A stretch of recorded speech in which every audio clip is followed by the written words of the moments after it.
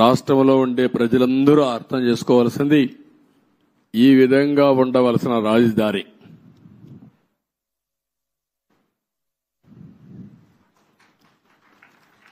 మనం ఆ రోజు ప్లాన్ చేసింది, నేను మళ్ళీ ఒక వైట్ పేపర్ ఒకటి రిలీజ్ చేస్తాం, అందులో డీటెయిల్స్ అన్ని పెడతాం.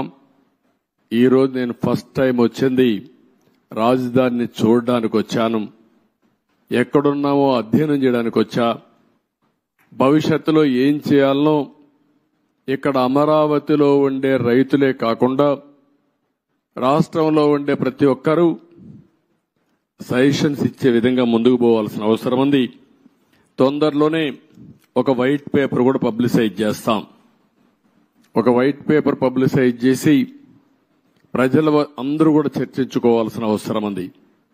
నేను ముందే చెప్పాను, ఇది ఏ ఒక్కరి కోసమో కట్టే రాజధాని కాదు, ఇది ప్రజా రాజధాని, భావితరాల భవిష్యత్తు కోసం రాజధాని, తెలుగు జాతి గర్వంగా తలెత్తుకుని తిరిగే రాజధానిగా ఉండాలి. అదే సమయంలో ఇక్కడ అమరావతి రాజధాని వస్తుందంటే విశాఖపట్నాన్ని ఆర్థిక రాజధానిగా తయారు చేయాలని, కర్నూలుని ఒక మోడర్న్ సిటీగా ఆధునికమైన నగరంగా తయారు చేయాలని, అదే మాదిరిగా అన్ని జిల్లా హెడ్ క్వార్టర్స్ కూడా ఏమేం చేస్తామో చాలా స్పష్టంగా చెప్పాం. దాని ప్రకారమే మీరు చూస్తే 12 ఇన్స్టిట్యూషన్స్ గవర్నమెంట్ ఆఫ్ ఇండియా ఇస్తే కర్నూలులో IIT పెట్టాం, అక్కడనే ఉర్దూ యూనివర్సిటీ పెట్టాం, అనంతపూర్లో సెంట్రల్ యూనివర్సిటీ పెట్టాం, తిరుపతిలో ఐజర్ గాని అదే మాదిరిగా IIT గాని పెట్టాం, ఇంకో పక్క విశాఖపట్నంలో IIM పెట్టాం, తాడేపల్లిగూడెంలో NIIT పెట్టాం, మంగళగిరిలో all India institute of medical science పెట్టాం, ఇంకొక పక్కన ఒంగోలులో IIT పెట్టాం. ఈ విధంగా అన్ని విజయనగరంలో ట్రైబల్ యూనివర్సిటీ పెట్టాం. అన్ని ప్రాంతాల అభివృద్ధి కోసం, సమగ్ర అభివృద్ధి కోసం ఆ రోజే చాలా స్పష్టమైన విధానాన్ని ప్రకటించాం. ఈ రోజు మనం చూస్తే ఏది జరిగే పరిస్థితి లేకుండా పోయింది. నేను అందుకనే ఈరోజు డీటెయిల్స్ పోవడం లేదు, బ్రాడ్ గా మీ అందరికీ ఒక ఐడియా ఇస్తున్నాను. డీటెయిల్స్ అన్ని కూడా వైట్ పేపర్లో వస్తాయి. అయితే బాధ ఏంటంటే ఈ రాజధాని పైన బురద జల్లే ప్రయత్నం చేశారు, నిత్యం విష ప్రచారం చేశారు, అమరావతిని బ్రాండ్ దెబ్బతీయడానికి ప్రయత్నం చేశారు. శివరామకృష్ణ కమిటీ చాలా స్పష్టంగా సెంట్రల్ ప్లేస్ లో ఎక్కడైనా పెట్టండి అని చెప్పారు. అంటే ఇది 12 పార్లమెంట్లు ఒక పక్క వస్తాయి, ఇంకొక పక్క 12 పార్లమెంట్లు వస్తాయి. గుంటూరు సెంట్రల్లో ఉంటుంది. ఎలిమెంటరీ స్కూల్ చదివే పిల్లవాడిని చెప్పినా ఎక్కడ మీ రాజధాని ఉండాలంటే ఈ ప్రాంతమని మ్యాప్లో చూపించే విధానం ఇది. అందుకే అమరావతిని పెడితే దానిపైన మాట్లాడారు. ఇంకొక పక్కన మీరందరూ చూస్తే చాలా వరకు ఇన్సైడర్ ట్రేడింగ్ అన్నారు. ఇంకొక పక్కన స్విచ్ ఛాలెంజ్ ని అవహేళన చేశారు. విషయం చెప్పి సింగపూర్ లాంటి కన్సార్టియంని తరివేసే పరిస్థితికి వచ్చారు. One of the best Norman faster అనే కన్సల్టెంట్ ని లేకుండా పంపించేసే పరిస్థితికి వచ్చారు. 3 రాజధానులు అన్నారు, 3 ముక్కలాట ఆడారు. కడాన 5 సంవత్సరాల తర్వాత 10 సంవత్సరాల తర్వాత మీ రాజధాని ఏదంటే చెప్పుకోలేని పరిస్థితి, దుస్థితిలో మనం నెట్టేసే పరిస్థితికి వచ్చారు. డబ్బులు ఎక్కడున్నాయన్నారు. ఆ రోజు కూడా ఇక్కడుండే రైతాంగం యొక్క స్ఫూర్తిని మీరు చూస్తే దగ్గర రైతులు ఇచ్చిన భూమే కాకుండా ఇక్కడుండే గవర్నమెంట్ భూములు అన్ని కలుపుకుంటే 55,000 ఎకరాలు సేకరించింది ఆనాటి ప్రభుత్వం. దగ్గర 29,000 మంది రైతులు ఒక్కరు కూడా కోర్టుకు పోకుండా స్వచ్ఛందంగా ముందుకొచ్చి మేము రాజధానికి ఇస్తాం, మాకు ఒక ప్యాకేజ్ ఇమ్మని ముందుకొచ్చారంటే ప్రపంచానికి ఆదర్శం ఇది. ఒక ల్యాండ్ కొనాలంటే, లేకుంటే ఒక చిన్న ఇరిగేషన్ ప్రాజెక్ట్ కట్టాలన్నా, లేకుంటే ఒక మంచి పనికి ఒక దేవాలయం కట్టాలన్నా భూమి ఇవ్వని ఈ రోజుల్లో ఇక్కడుండే రైతాంగం ముందుకొచ్చి స్వచ్ఛందంగా భూమి ఇస్తే దానికి ఎన్ని అపవాదులు వేయాలని అపవాదులు వేశారు. ఇక్కడుండే రైతాంగాన్ని ఎన్ని ఇబ్బందులు పెట్టాలని ఇబ్బందులు పెట్టారు. ఇంకొక పక్కన ఇక్కడుండే కామన్ ఇన్ఫ్రాస్ట్రక్చర్ అంతటికి ఉపయోగించుకుని రోడ్లు గాని, గవర్నమెంట్ బిల్డింగ్లు గాని, పబ్లిక్ పర్పసెస్ గాని అన్నిటికీ ఉపయోగించుకున్న తర్వాత కొంత భూమి మిగులుతుంది. దాన్ని అమ్మితే ఇక్కడ రాజధాని కట్టుకునే అవకాశం వస్తుంది. దానికి కూడా ఎన్ని చేయాలని చేసే పరిస్థితికి వచ్చారు. నేను మొట్టమొదటి నుంచి కూడా చెప్పాను, సెల్ఫ్ ఫైనాన్సింగ్ ప్రాజెక్ట్ అని. ఇక్కడొచ్చే ఆదాయమే ఈ అమరావతి నిర్మాణానికి సరిపోతుంది.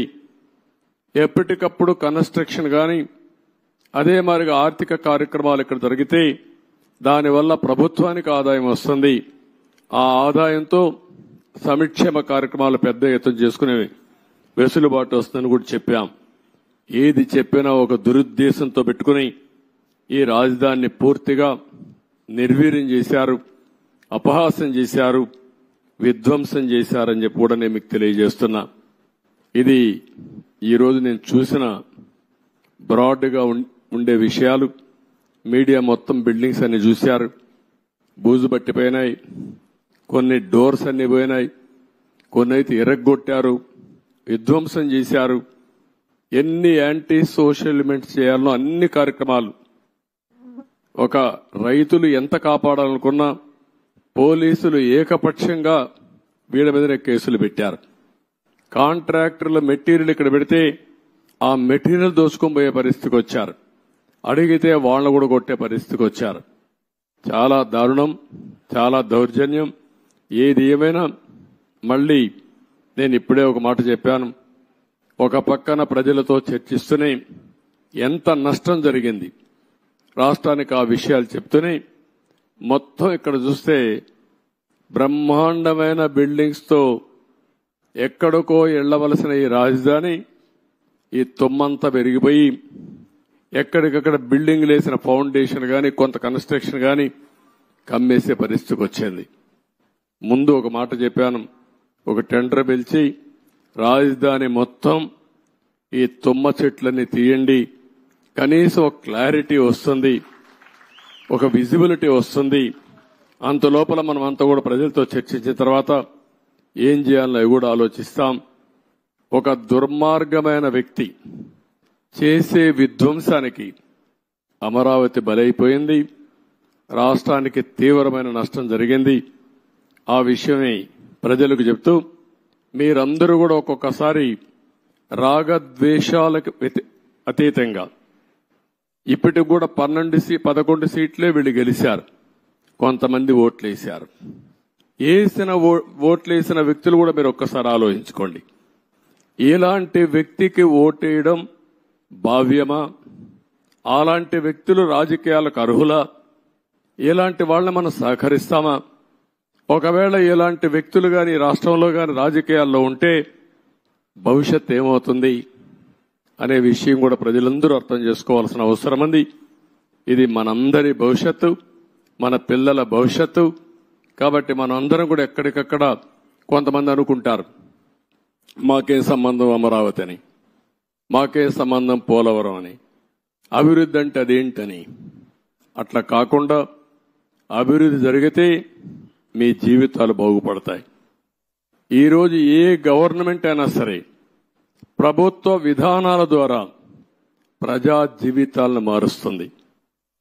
అటు కేంద్ర ప్రభుత్వంలో ఉండే నరేంద్ర మోడీ గారు గాని, వివిధ రాష్ట్రాల్లో ఉండే రాష్ట్ర ముఖ్యమంత్రులు గాని, ఇక్కడ ప్రభుత్వం గాని మీ జీవితాల్లో వెసులుబాటు తీసుకురావడం, మీ జీవితాల్ని బాగు చేయడం, ఒక పక్క సంక్షేమ కార్యక్రమాలు చేస్తూనే ఇంకొక పక్క అభివృద్ధి కార్యక్రమాలు చేస్తూ తాత్కాలికంగా మీకు వెసులుబాటు ఇవ్వడమే కాకుండా దీర్ఘకాలంలో మీ జీవితాలకు వెలుగొచ్చే విధంగా చేయాల్సిన బాధ్యత ప్రభుత్వాలపైన ఉంది. ఈరోజు హైదరాబాద్ని అభివృద్ధి చేశాం. దాని ఫలితాలు అక్కడ ప్రజానీకం ఎంజాయ్ చేస్తున్నారు. అదొక తృప్తి నాకు. ఆ రోజు నేను వేసినటువంటి ప్రతి ఒక్క కార్యక్రమం చేసిన అభివృద్ధి గాని, లేకపోతే వేసిన ఫౌండేషన్లు గాని ఆలోచనలు గాని ఏదీ పెండింగ్ పెట్టకుండా ప్రతి ఒక్క ముఖ్యమంత్రి చేతనైనంత వరకు ముందుకు తీసుకెళ్లారు.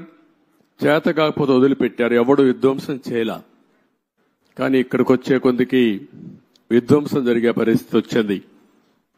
ఒక్క విధానం మీరు గుర్తుపెట్టుకోవాలి. ఒక్క ఐటీకి ప్రాధాన్యత ఇస్తే ఈరోజు ప్రపంచంలోనే తెలుగువారు బ్రహ్మాండంగా రాణించే పరిస్థితికి వచ్చారు. ఎన్నో సంవత్సరాలు కాలేదు, 25 సంవత్సరాలే. 25 సంవత్సరాల్లో ఎన్నో దేశాలకు వెళ్లిపోయారు. నన్ను అరెస్ట్ చేసినప్పుడు చూస్తే నా జీవితంలో ఎప్పుడూ మర్చిపోలేను. 70-80 దేశాల్లో నిరసన తెలియజేశారంటే ఆ దేశాల్లో వీళ్ళు ఉన్నారని ఆశ్చర్యం వేసే పరిస్థితికి వచ్చింది. నిన్న కూడా మీరు చూశారు ఎన్నికల్లో అందరూ కూడా ఉదయం 8 గంటలకు 7 గంటలకు వచ్చి రాత్రి 2 గంటల వరకు ఓట్లేశారు. బయట ప్రాంతాల్లో ఉండే చిన్న చిన్న పనులు చేసుకునేవాళ్లు, ఇంటి పనులు చేసుకునేవాళ్ళు పని వదిలిపెట్టి వాళ్ళు భోజనం ప్యాకెట్ తీసుకొచ్చి నేరుగా ఓటేసి మళ్లీ వెళ్లారు వాళ్ళ ఖర్చులతో. ఎక్కడో అమెరికా, ఆస్ట్రేలియా లేకపోతే ప్రపంచంలో వేరే దేశాల్లో ఉంటే లక్షల రూపాయలు ఖర్చు పెట్టుకుని వచ్చి ఓటేసి వాళ్ళ బాధ్యత నిర్వహించారు. ఈ విషయం ప్రతి ఒక్కరూ గుర్తుపెట్టుకోవాల్సిన అవసరం ఉంది.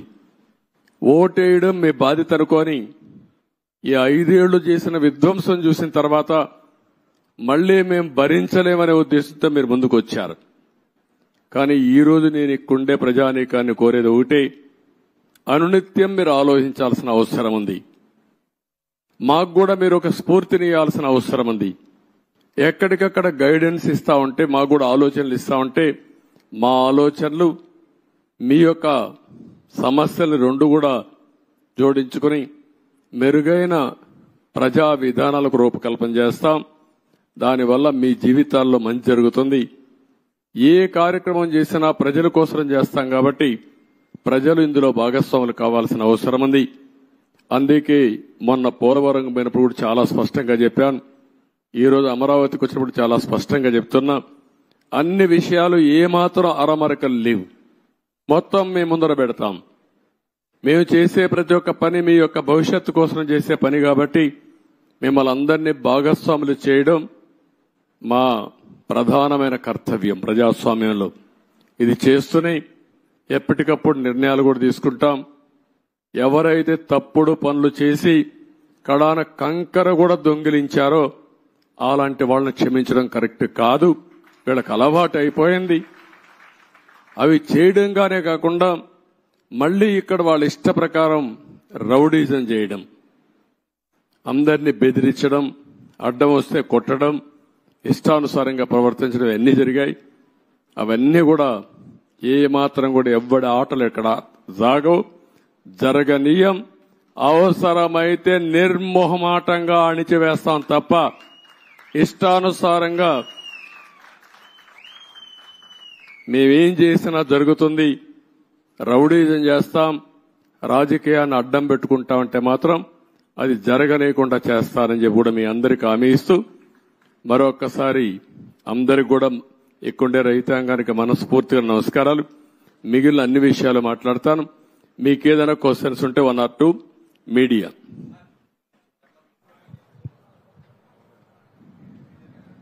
చెప్పండి.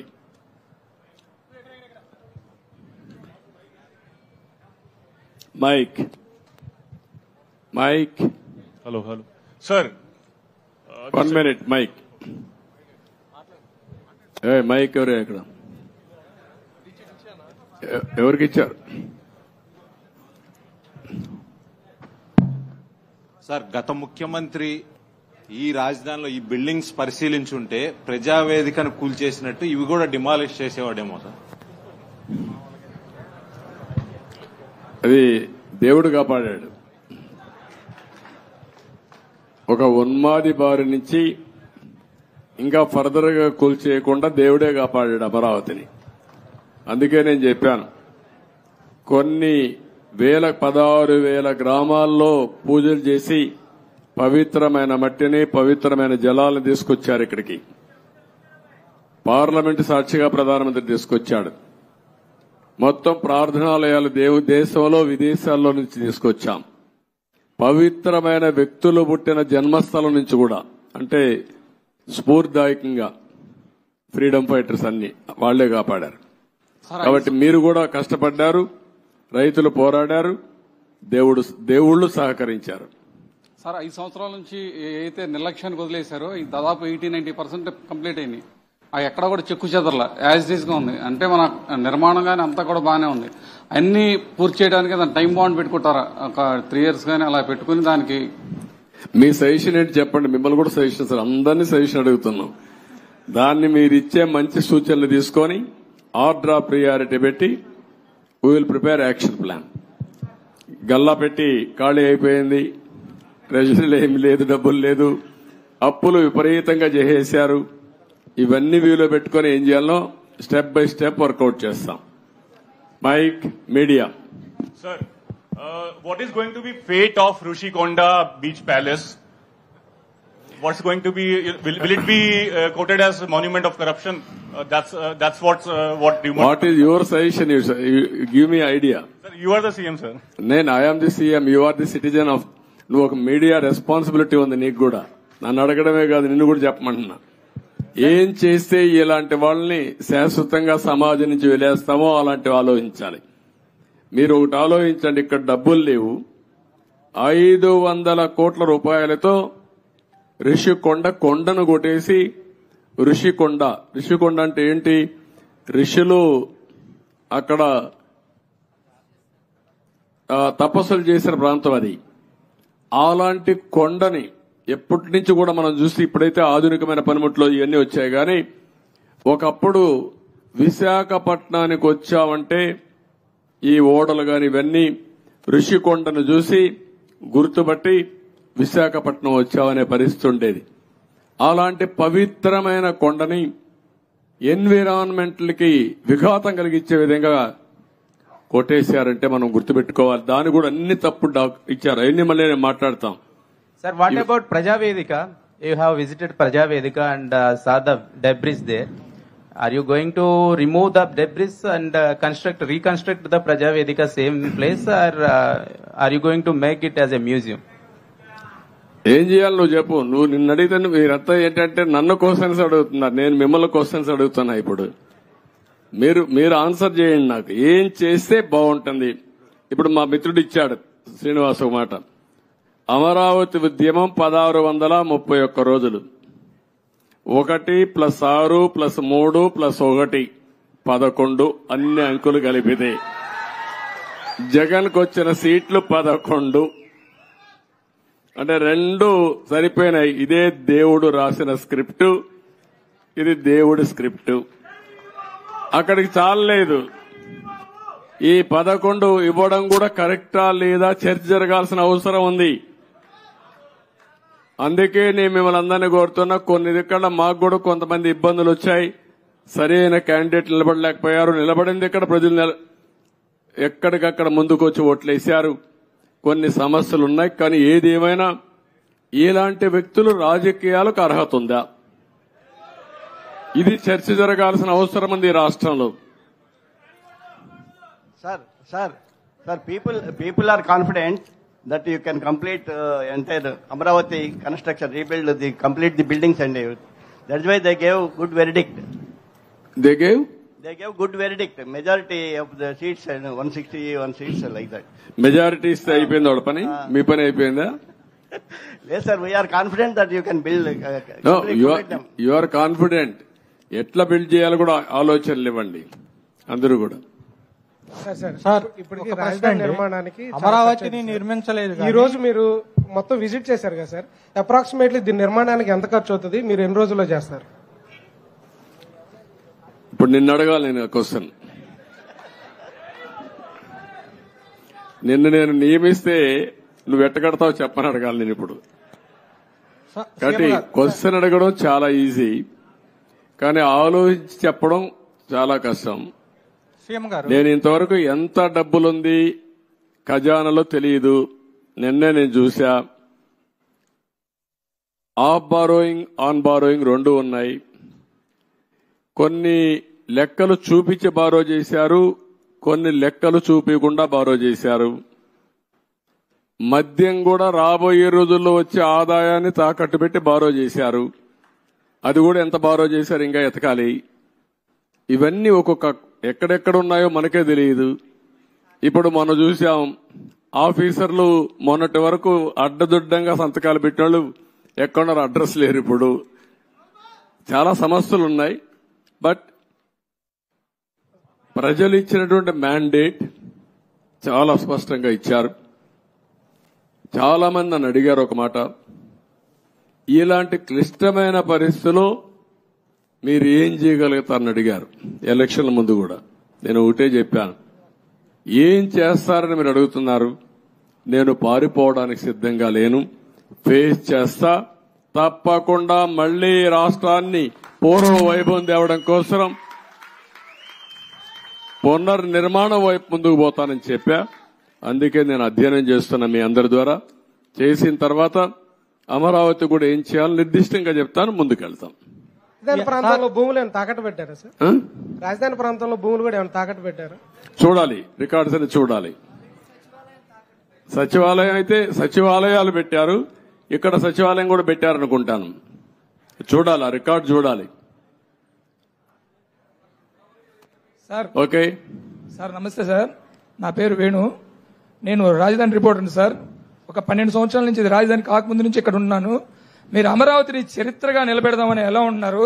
ఈ చరిత్రలో జరిగే కొన్ని కార్యక్రమాలను కూడా అలాగే దిష్టిబొమ్మలాగా అలా ఉంచి మంచిని చెడును చూపించే మా రాబోయే తరాలకు కూడా అలాంటి చూపించే విధంగా ఉంటే ప్రజావేదిక బాగుంటుందని నా ఉద్దేశం సార్. ప్రజావేదిక అట్నే పెట్టాలంటావు? అంతే సార్. ఓకే, నువ్వు ఒక మంచి సజెషన్ ఇచ్చావు. ఎందుకంటే ఇది జపాన్ లో కూడా ఏం చేశారంటే, ఏవేవి హీరోషిమా ఒకటి, నాగసాకి అనుకోండి, నాగసాకి 2 సెకండ్ వరల్డ్ లో మొత్తం బాంబులేసి మొత్తం డివాస్టేషన్ జరిగితే కొన్ని డికేడ్స్ అక్కడ పుట్టిన వాళ్ళు కుంటిగా గుడ్డిగా పుట్టారు. పంటలు కూడా రాలేదు, భూములు కూడా ఇది అయిపోయినాయి. అవన్నీ గుర్తుగా 2 ప్రాంతాలను ఇప్పుడు కూడా అట్లనే పెట్టారు. అంటే దానికి కారణం, దాన్ని ఒక స్ఫూర్తిగా తీసుకుని మళ్లీ మనం కష్టపడాలని అనునిత్యం ప్రజలకు గుర్తు చేశారు. ఈరోజు అదే 2వ ప్రపంచ యుద్ధంలో దెబ్బతిన్న జపాన్ ప్రపంచంలోని అగ్రదేశంగా తయారైందంటే ఇలాంటివి చూసి పట్టుదల పెంచుకోవడం. అదే మరి మిత్రుడు ఇప్పుడు చెప్పాడు, ప్రజావేదికను కూడా యాజ్ ఇట్ ఈజ్ పెడితే చాలా బాగుంటుందని. అది కూడా ఒక మంచి ఆలోచన. Let us see. ఓకే,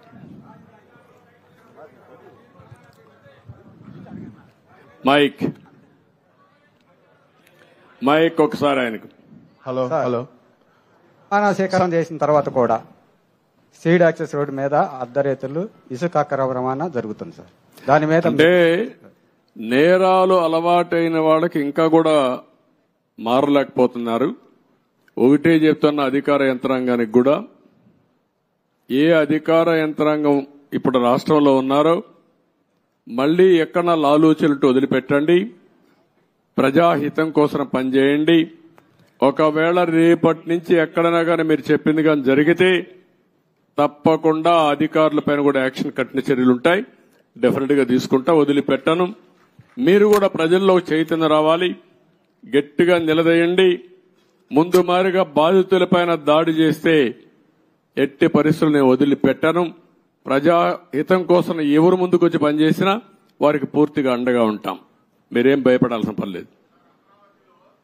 అమరావతిలో ముందుగానే ఈ కార్యాచరణ ప్రణాళిక స్టార్ట్ అవడం కోసం ఏ అయితే ఎక్కువ శాతం బిల్డింగులు 60-70% పూర్తయ్యాయో వాటన్నింటినీ ఇంత ముందులాగా పలానా బిల్డింగ్ పలానా శాఖకి అని కేటాయించినట్లు కాకుండా ఏదైతే మన ప్రభుత్వం నడవడానికి, వేగంగా నడవడానికి అవసరమో వాళ్ళకి కేటాయించైనా ఇక్కడ జనసంద్రాన్ని దీన్ని పెంచి త్వరగా అమరావతి అనేది కార్యాచరణలోకి రావాలని రిక్వెస్ట్ చేస్తున్నాం సార్. అదే మొత్తం అదే కదా, మన ఆలోచన కూడా అవే కదా. ఏవేవి తొందరగా అవుతాయి, ఏవేవి అవసరం ఉంటుంది, 2 కూడా ప్రాధాన్యత క్రమంలో పెట్టుకొని ఎంత తొందరలో పూర్తి చేయాలో పూర్తి చేస్తాం. యాక్టివిటీ కూడా పూర్తి చేస్తాం. ఓకే, ప్రజా రాజధాని అమరావతిని రాష్ట్రాన్ని కాపాడుకోవడానికి ఖండాంతరాలు దాటి ఎన్ఆర్ఐలందరూ వచ్చారు సార్. ఈ అమరావతి కానీ రాష్ట్ర అభివృద్ధిలో ఎన్ఆర్ఐలు ఆలోచనలు సహాయ సహకారాలు తీసుకుంటే బాగుంటుందని నా సూచన సార్. తప్పకుండా అందరి సహకారం తీసుకుంటాం, అందరికీ ప్రాధాన్యత ఉంటుంది. వాళ్ళు భాగస్వాములు అయితే వెల్కమ్ చేస్తాం. తప్పకుండా ఇవన్నీ కూడా ఒక యాక్షన్ ప్లాన్ తయారు చేసుకుంటాం. Thank you.